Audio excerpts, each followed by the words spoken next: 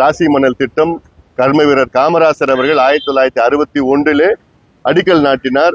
அப்பொழுது அது திட்டத்தை அது தொடங்க முடியாத ஒரு சூழல் இருந்தது.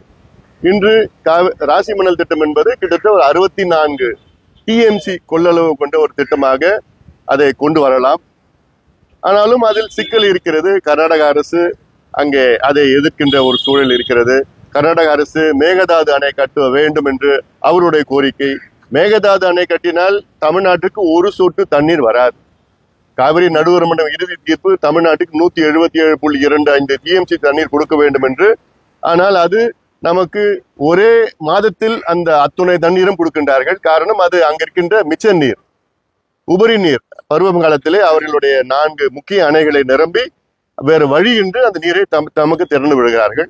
ஆனால் இப்போ ராசி மணல் திட்டம் கட்டினால் நிச்சயமாக அந்த தண்ணீரை நாம் சேமித்து நமக்கு முழுமையாக அதை பயன்படுத்துகிற திட்டம். வருகின்ற காலம் மிக மோசமாக காலமாக இருக்கும்.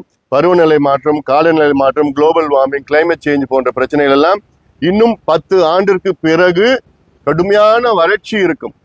இந்த அடுத்த 10 ஆண்டுகள் மழை பெய்யும், வெள்ளம் வரும், அப்பப்போ நம்ம பார்க்க போறோம்.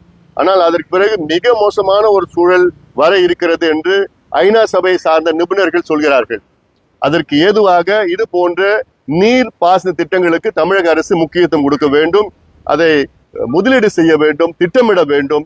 அங்கே கர்நாடக அரசிடம் பேச்சுவார்த்தை நடத்துங்கள், பேசி அதை சுமூகமான முறையிலே அதை தீர்த்து தமிழ்நாட்டின் விவசாயிகளுக்கு மட்டுமல்ல தமிழக மக்களுக்கு பயன்பெறுகின்ற இந்த ராசி மணல் திட்டத்தை தமிழக அரசு முதலமைச்சர் குறிப்பாக கொண்டு வர வேண்டும் என பாட்டாளி மக்கள் கட்சியினுடைய நிலைப்பாடு.